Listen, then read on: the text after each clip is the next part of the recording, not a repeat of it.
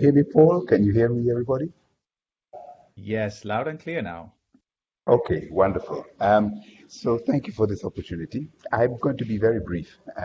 Why do I want to come on to the steering committee for a second time? I am on the steering committee since 2016, and my term ends in October of this year. But I feel that there's four things that I would like to continue contributing to the steering committee of the OGP in the next term, if I am selected to be on it. Number one is this realization that is, I think, expanding or becoming deeper, that the world is facing this threat of rising authoritarianism, nationalism, place things that essentially put the citizen aside or convert them into subjects rather than citizens who have a stake in their countries and how they develop. So the OGP is an excellent platform for raising the alarm on that, but also giving really concrete solutions on how citizens can participate shaping their communities and their societies in very, very concrete ways through the National Action Plan. So I'd like to play a role in amplifying that message, providing that message to governments in the Africa region and beyond as to the importance of this, but more importantly to civil society, for them to take advantage of this really unique platform to shape what developments are happening at the national, at the subnational, and the global level. The second one is I want to really build on the lessons that I've learned so far in the last 3 years to deepen the partnership's effectiveness. And in two concrete ways, I found myself being involved in there. One is to work on the Multi-Donor Trust Fund Council to represent the interests of the civil society as this fund seeks to support better co-creation of national action plans. And better co-creation means actually a lot more citizen engagement, a lot more civil society engagement in creation of the priorities and how they're going to be delivered. So that is a role I can continue playing. And the second is to work with the rest of the steering committee to uphold the values and the integrity of the processes that really define the OGP. And there I'm serving as co-chair of the Criteria and Standards Subcommittee of the OGP. And a couple of things that we are sort of reviewing is the rapid response policy, a mechanism by which civil society can raise the alarm when they see their governments are misbehaving. And this partnership can make some steps, either very overtly or diplomatically, to try and attenuate the situation. And the second thing we're looking at actually is how to improve, this can be a bit technical, but how to improve the independent mechanism that really verifies whether governments are achieving their commitments, and it is the independent review mechanism, which gives, I think, is on the promotion of more ambitious public service commitments by national. The OGP will really come alive in people's minds when they see their lives improve, because a more transparent, participating, and accountable government is actually delivering the goods on the ground: water, better healthcare, better education, this kind of thing. So I want to continue something that the current co-chair and the previous co-chair of the Civil Society Organization really are championing, and that is we have to find a way for the OGP to make to be relevant and resonant in people's lives by improving public service delivery commitments, their ambition and their quality, and certainly their implementation. And finally, for me, this is really important. I would really like to help deepen the OGP's leadership bench. I have been on the selection committee in my 2 years, in 2 of my 3 years on the steering committee, the selection committee for civil society members. It has been an excellent, humbling exercise, but also a chance to encourage other people to join the steering committee, to become leaders and champions of this really ambitious agenda, I think, of the OGP. And I'd like to make a good, strong effort in the next 3 years, should I be selected to join, to select or identify or promote or nominate young people, for example. So I'm very happy that there's a couple of young people shortlisted, people from the continent, and then people from other majorities who are, or minorities who are hardly ever represented on these global spaces, such as the people living with disabilities. So I'd like to help nurture and recruit future OGP leaders from these talent pools. So let me stop there. Thank you very much for listening. Thanks a lot, Aidan. Very loud and clear. So good. You found a good spot at the airport. That helped. Let's turn over to you, Nati, all the way from Argentina. Well, hi, everybody. Good morning, good evening, good night, wherever everybody is. My name is Natalia Carfi. Everybody calls me Nati. I work for the Open Data Charter as Deputy Director since May last year. I'm based in Buenos Aires, Argentina, where I've lived and worked most of my life. But I'm part of the open government and open data community from Latin America since its beginning. I've been a public official, a public servant in charge of the open government agenda, both in the Chilean and the Argentinian government, leading the OGP co-creation process in both of those countries. And I've been working alongside civil society of the whole region for a long time now. I was part of the group that initiated the regional conference and non-conference of open data, which is called Condatos and Abre Latam, which is very well known by now. I was part of the first 80 people gathering that we had in Uruguay back in 2012. And since then, that event grew from 80 to 500 in the last one here in Argentina. I've been collaborating with OGP since 2012. I was part of the group that initiated the legislative openness working group, and since then been involved pretty much with everything OGP has done. I want to be part of the OGP steering committee because I know I can bring a new perspective for the steering committee, having been part of government and working now for some time in civil society. I've been part of both conversations, and I can help out building some bridges and also understanding how it works from both sides can also bring this new perspective that I can share and with the steering committee and hopefully with everybody in OGP. My core work would be probably empowering the multi-stakeholder forum. Working in Chile and in Argentina, I was part of the co-creation processes that went through changes of administration, and the collaboration between government and civil society organizations has been the solution for navigating that tough moment for the OGP National Action Plans process. So I do think that the multi-stakeholder forum, it's a great idea and it's needed. The multi-stakeholder forum. Out of my work connection with the Latin American community, but I'm also working globally. So I think I can also help build bridges between the regional communities of civil society organizations that work within the OGP scope. I've been everywhere last year, so I do have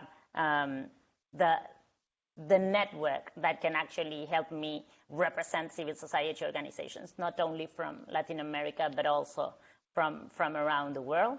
And another thing that I would try to work on, that I know it's something that in Latin America is very, very much in agenda right now, but I know unfortunately that this happens everywhere. We've discovered in the last few years that that corruption networks actually work between countries without boundaries, and each of the countries is trying to fight corruption within their own within their own limits. And I would love for OGP to be a platform where we can try to create regional work to fight corruption, because it has been eroding institutions and democracy. And in Latin America, we have this amazing and almost unbelievable, but totally true case of Odebrecht, which is a company that has been corrupting governments all over the region. And so I would try to push that agenda. I know it seems to be kind of an old agenda, but anti-corruption seems to be back in the top priorities, at least in some regions. And I would try to move that agenda also. I think the collaboration that OGP allows between countries can actually help move into a more regional fight of anti-corruption. So I will leave it there. Thanks, Nati. We're on a roll. We have good technology. Let's speed up while we still have good lines. Over to you, Helen, in Spain.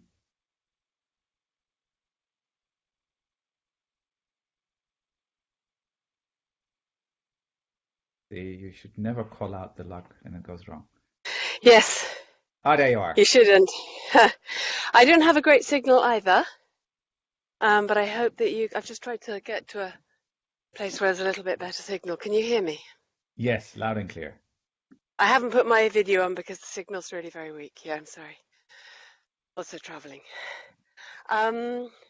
Thanks. So, hi to everybody. Good to be chatting today. I'll say a couple of words of background about myself, a tiny bit on what I've been doing on the last 2.5 years now on the steering committee of the OGP already, and my vision for what I would like to contribute if I were to be re-elected.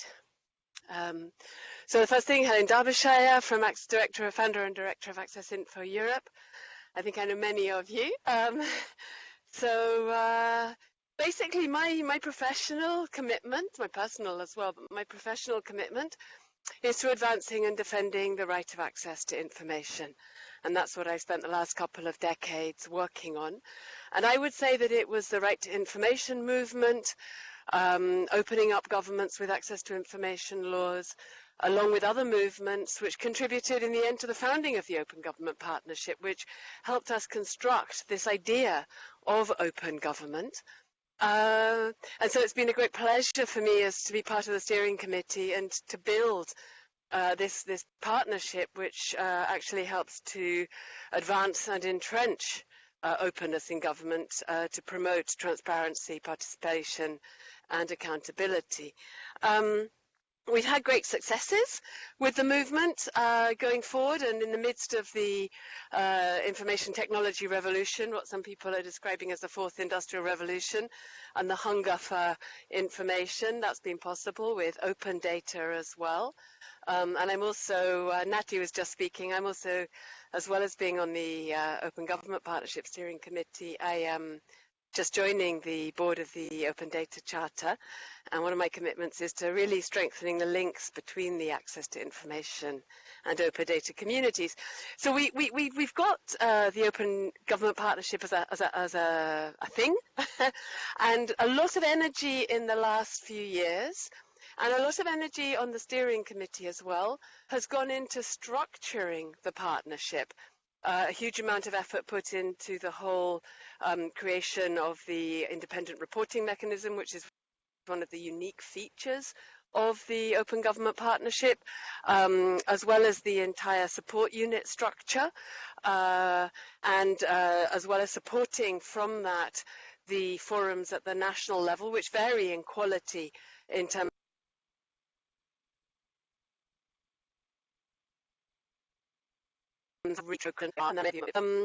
and trying to get countries to make action plan commitments which will really advance on the Open Government Partnership principles. And I've been part of the steering committee that's done that. And I've learned how the sort of OGP works from inside and been able to contribute to that in multiple ways, doing things like drafting standards declarations such as the Paris Declaration, working with some governments, primarily in Europe, having meetings with governments that were perhaps stalling or failing to deliver their action plans or needed to discuss the content of those action plans. And so forth. I do think that we have, and probably others have mentioned it before, I missed the first couple of interventions and then joined. We do have, as we know, significant democratic challenges, and I think that the next few years will be a real test for the Open Government Partnership. And what I would like to do on the steering committee, if reselected, would be to focus on both advancing the standards, but even at this juncture in our democratic history, at ensuring that we defend those standards. I think that the Open Government Partnership is going to have to really take a stand if it's going to remain credible and valuable. And that's not easy when you've got a steering committee that's made up of 50% governments who are used to a certain way of doing things and are used to diplomatic back channels rather than open statements, which the civil society likes to make. So we have to negotiate with those other governments, and that's the uniqueness of the partnership, having this 50-50 civil society and governments. But from what I've seen on the steering committee, I do think it's possible that the Open Government Partnership becomes not just a technical mechanism. I'm not saying it's just that, but it's got its technical parts, but becomes much more than that and becomes really known and respected as a force for defending transparency and participation and open government more broadly. So that's my vision of what I'd like to do on the steering committee on the next 3 years if reselected. Thanks. Thanks a lot, Helen. Thank you for that. So we've heard from our candidates. We've heard from Rudo and from Nati and from Asma and from Aiden and from Helen, sometimes with a bit of challenging sound and technology, but now it's good. So let's continue the conversation. We're opening it up now for all the other about 20 people on the call to ask questions, either of all the candidates or of one specific, if there was something in what they said that struck your mind. Let's open it up. And you can either put it in the chat box or you can speak, but then you have to make sure that you're unmuted.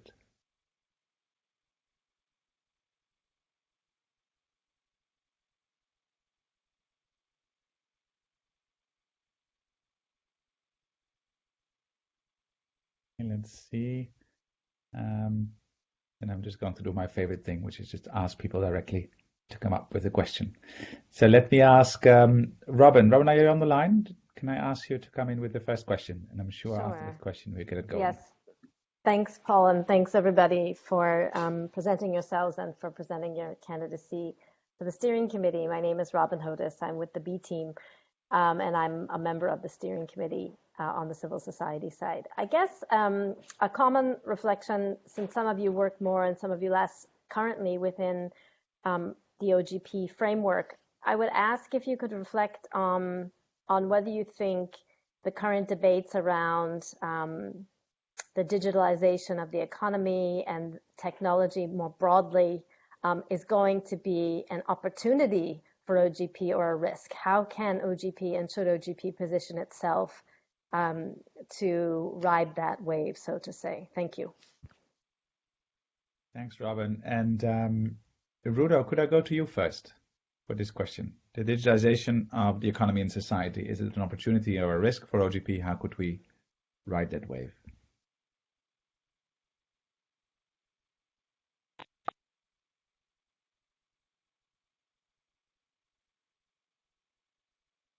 Me?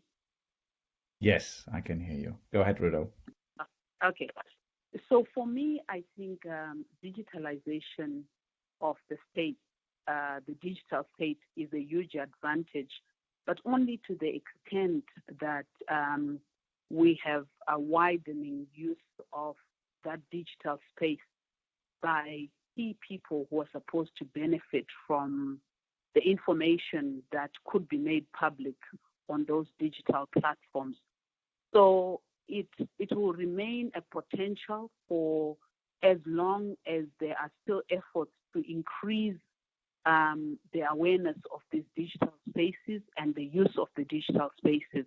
But I think it's important for an institution like OGP to champion it as an opportunity while still working to drive citizens to those spaces where there is a commitment on the part of government to use those digital spaces to account, to post information about budgeting, to post information about the commitment to provide public services, to use those digital spaces as vehicles to draw out of citizens their comments, their feedback.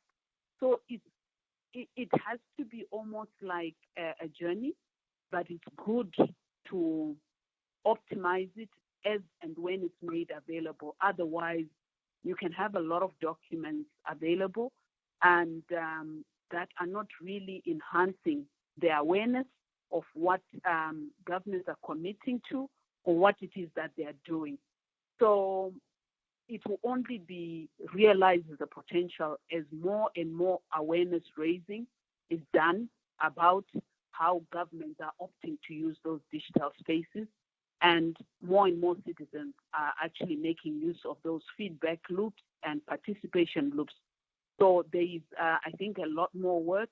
I think I'm aware of some governments that have actually put in resources as part of their commitment to make sure that citizens are aware of the digital spaces and are making use of them. I think it's Spain and probably France that are actually availing resources so that the digital spaces and the platforms are more accessible.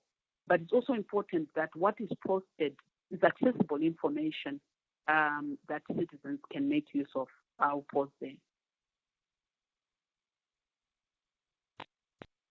Thanks, Rudo. That was very clear. The line has improved. Aidan, while we still have you, I hope your flight just gets delayed and you're with us now. Yes. No. I hope it doesn't get delayed. So I've got two things, I think. I think Robin asked a brilliant question. So here are my two things, I think, where the OGP can have a role to play. One is the challenge of taxing people out of the digital economy, by which I mean, so we've seen Uganda putting these OTT taxes over the top. I frankly don't quite understand what they're taxing, but data has become rather more expensive for the ordinary citizen in Uganda. I think, as an OGP family, we should start looking at the governance of the digital economy in a way that allows people to have a say in how it is taxed, how it is regulated and managed. I think that's one. The second is something that came to mind when I was speaking to the former Statistician General of South Africa. That is, how does one regulate the algorithms that are seriously shaping how we experience the digital economy, artificial intelligence, etc., etc. How much can we open up those algorithms so that they are available, they're transparent to people? People can understand the implications of the choices that they're making when engaging with the digital economy in the way that we seem to be blindly going into. So I think there again, the OGP can play a role in partnership with business, especially to see how we can make the case for more transparent algorithms, more open algorithms that allow citizens to know and understand and make informed choices about how they engage with the digital economy. Thanks, Aidan. Asma, can I ask you to come in now? OGP, but also OGP is an opportunity for the country and for the artificial intelligence. As you know that today we have with the artificial intelligence, we are in the phase of the fourth revolution of industry. And for this, we need a new legal framework. We need to involve a new actor in the process. And we need also to help the country in their readiness, how they can shift in their model. Then new technology, they will be, and artificial intelligence There will be an opportunity for OGP because they will help us to get a quick win, and also to be more inclusive. But on the other side, we will help the country to unlock their potential, as we will mobilize a new actor, and we will offer for them a new framework of management. As you know that for the OGP, we are in the agile model of management. We are not in the matrix, we are not in the project, and in the only way how we can deal with this new technology and how we can unlock the potential of the country, and also how we can build the new indicator and the new framework who can help to integrate a new actor in the process. Then I think that new technology for me is an opportunity for OGP, but also OGP is an opportunity also for all this new system.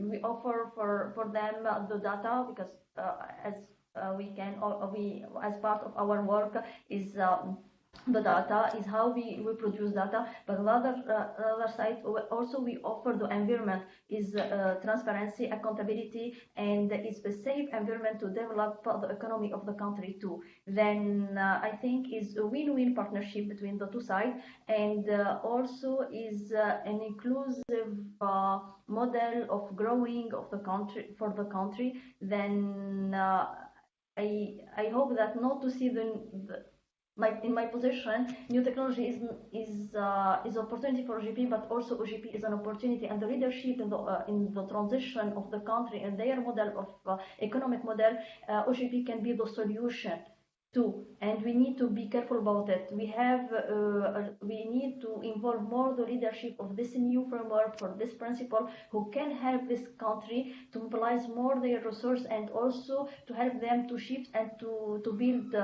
a new to get a new source of growth for the country, to create the opportunity, to not to be the opportunity, but also how we can create the opportunity, how we can be the opportunity too. Thank you, Asma. Nati, go next.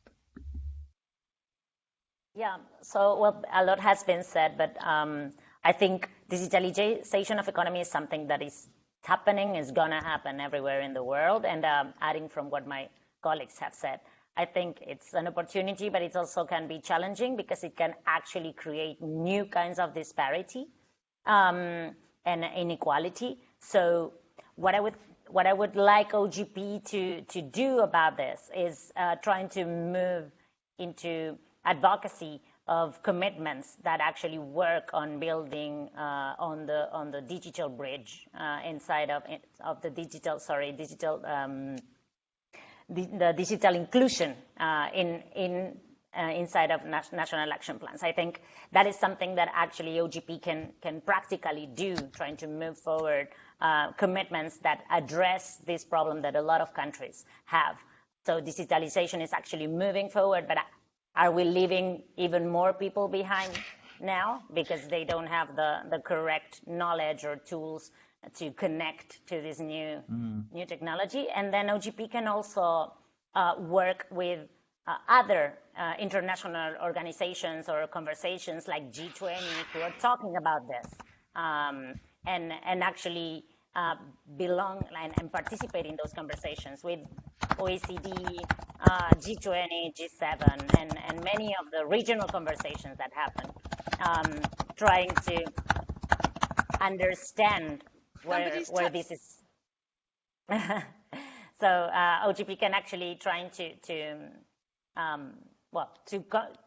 build on those conversations that are already happening and bring back to the members whatever is going on in those, because those are conversations where decisions are also made and commitments are made. There's a lot of countries that actually are OGP members that are doing commitments on the fourth industrial revolution and digital economy that are going on in G20 or G7 or whatever, and we could actually pull that back into commitments for OGP. Thanks, Nati. Over to Helen. Thanks, Paul. And thanks, Robin, for the question. Building on what some of the others have said, I don't think that per se any new technology is good or bad for democracy, but it definitely does bring new challenges as well as new threats, and we need to understand, and we're seeing it now, whether it be the sort of issues around elections and what's fake news, misinformation circulating, algorithms, the use of algorithms to take decision, and the need to have transparency of those algorithms, the consequences of caring for protection of privacy.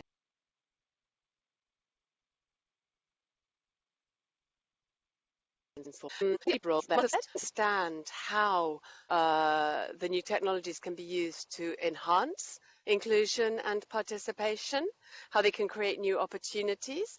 And it's a challenge that we have with or without new technologies in OGP to get broader sectors of civil society engaged in the partnership, in the process, in defining the action plans, and ensuring that transparency and participation actually work for advances in different sectors: health, education, youth, equality, etc., etc.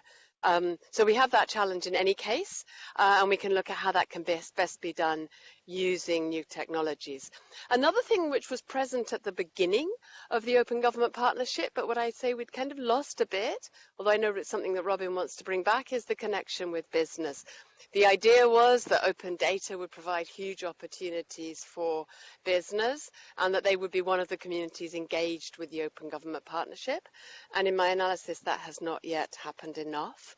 And it's something that I think that we could and should look at.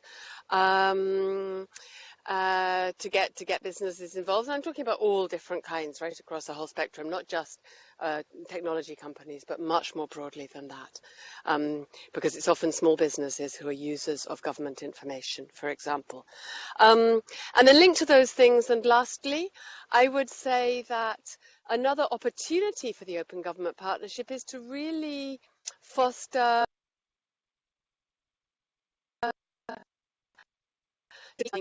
but I think there's a much more potential for exchange of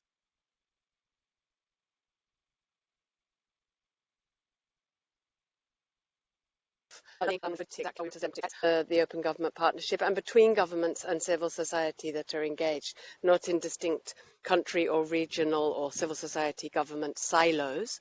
And just to take one example, which echoes on what others have said, the French government has been working on transparency of algorithms that are used to take decisions. That's really interesting. How do we ensure that other governments can learn from that more sort of pioneering work that's been done by the French government? And OGP's really got huge potential to do much more of that. Thanks, Helen. I think that final example is a really interesting one. Both you and Aidan mentioning the transparency of algorithms, where we now have a couple of countries that have made commitments. France is one, the Netherlands is another one, but also a handful of countries that are really interesting in making commitments in that field, like Germany and Denmark, and hopefully Argentina, who's very keen on the digital agenda as well. Mindful of time, there's one question in the chat window. I think I'll just go with that one and ask all the candidates again. Nati, I'll ask you first this time. Let me read it out first. We're facing challenging situations such as civic space backsliding and declining trust within our very own OGP countries. As Civil Society Steering Committee members, what do you feel should be the OGP response and involvement in such cases? Nati, first to you. Well, I think I said the same yesterday in my personal interview. If I were to be part of the steering committee, I were to be part of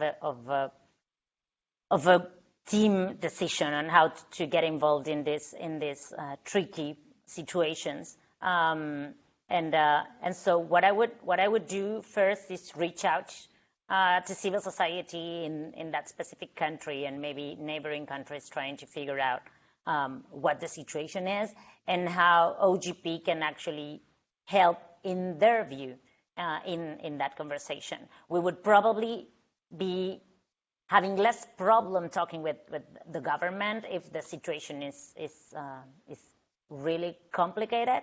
But I would want to hear the perspective from civil society in the country first in order to deliver, I don't know, a proposal, an action plan. We also need to be careful about, I know we have to work alongside colleagues from governments in the steering committee. So maybe having a unique voice for certain situations, it's not that possible.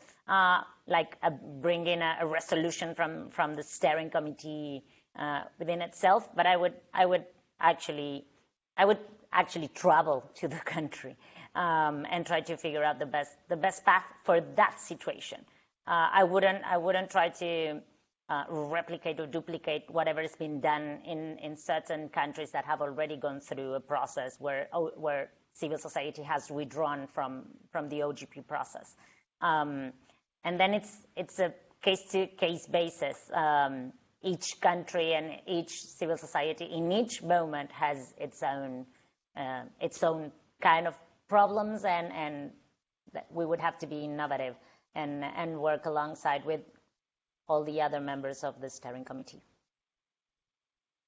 Thanks, Nati. Over to Rudo. Let me unmute you, Rudo.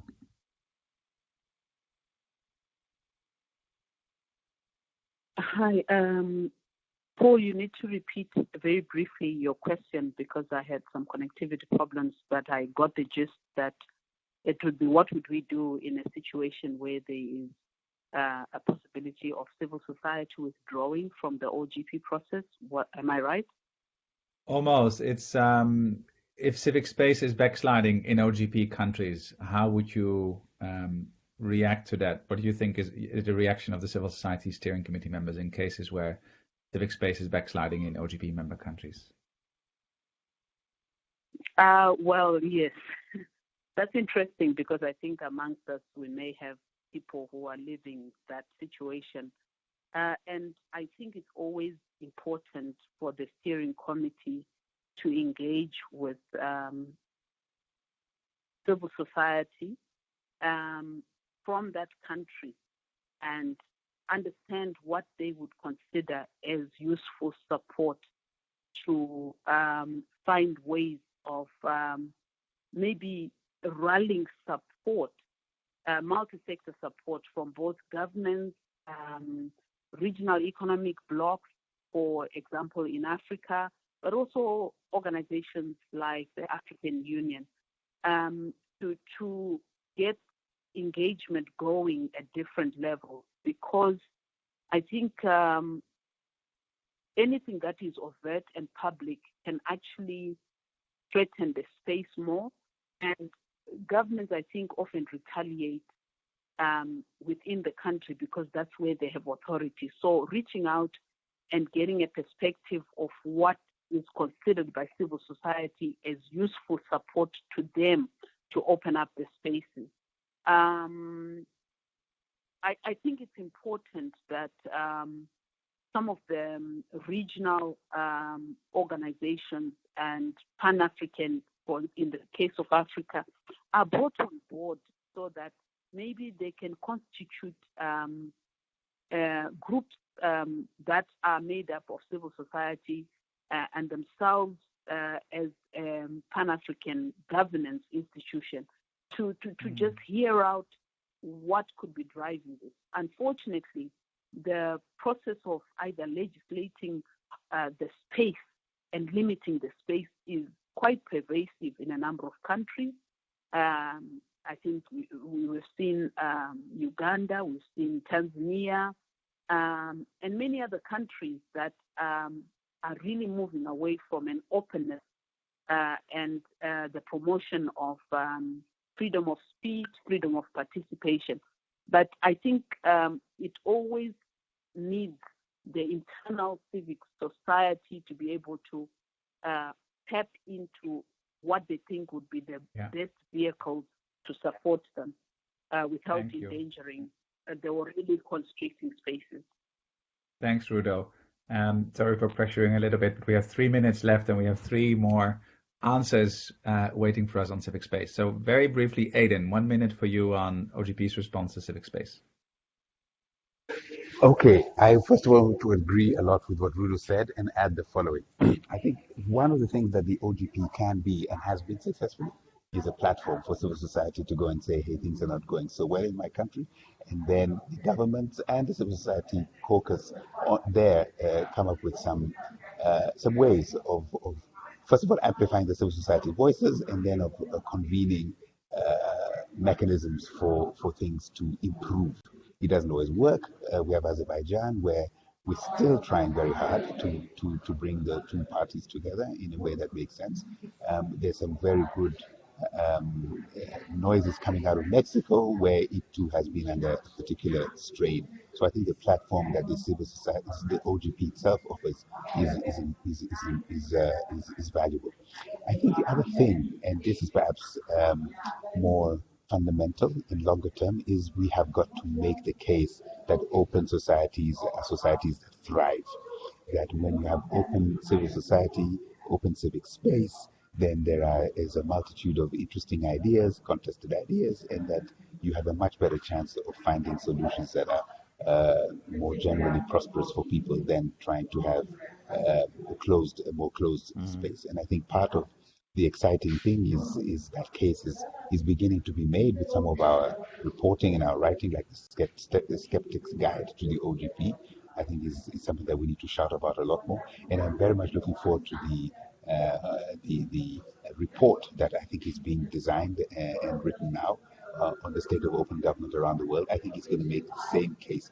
We need to make a lot of noise as a steering committee and as an OGP that open societies, open countries are countries that thrive and do better by the vast majority of the people. Thanks, Aidan. Thanks. Very briefly, over to you, Helen.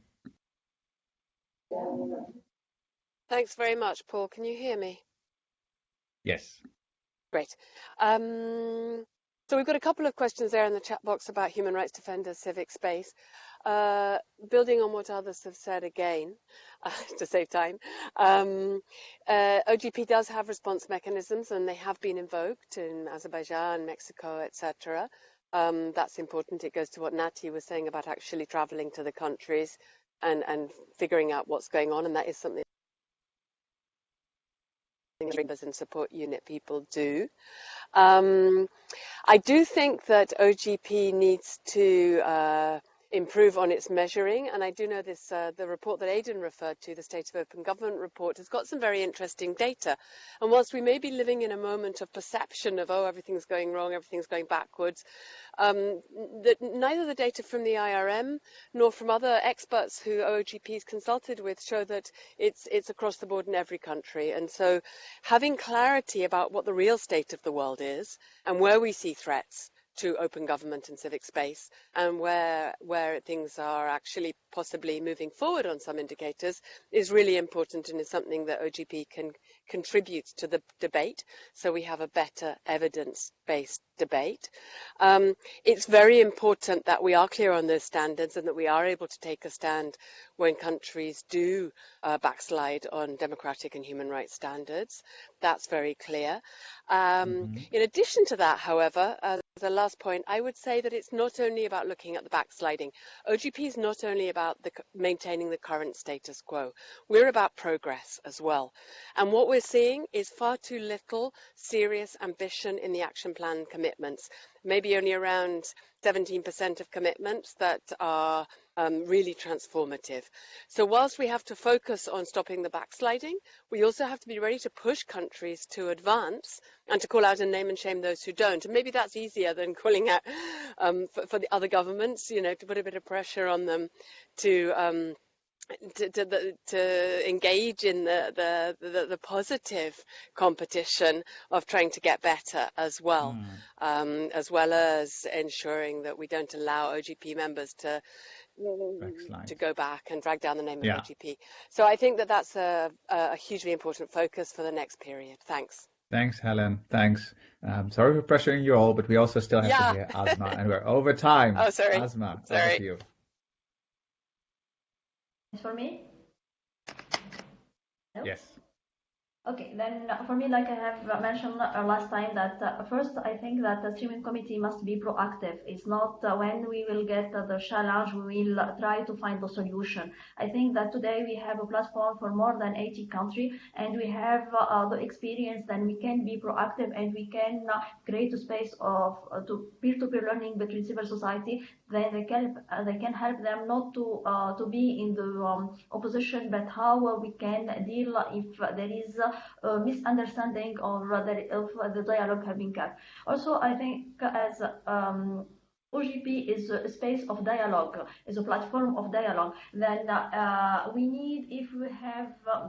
We need to play also the role of mediator, and also to initiate the dialogue between the government and the civil society, as we both the two are member of are engaged in the process. Then we can be the actor who can involve them in a new frame, in new space of dialogue with a new role, and we try just to mediate and to find the solution how they can go out of this challenge.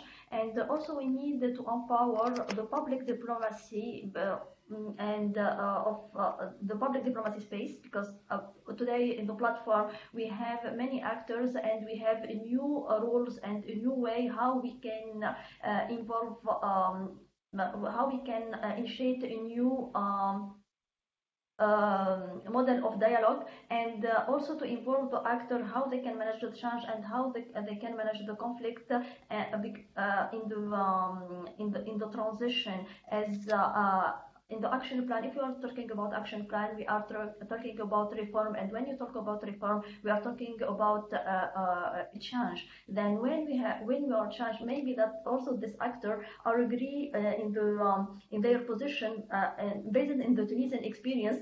Sometimes the person around the table, they are saying the same thing, they have the same objective, but in two different ways. And I think that in our level as steering committee, we can be the motor. We can assist them how they can converge, not to be in the position who have the right position, no, but to how together we can converge for what we want. Thank you, Asma. You're welcome. Yes, that was clear. Thank you.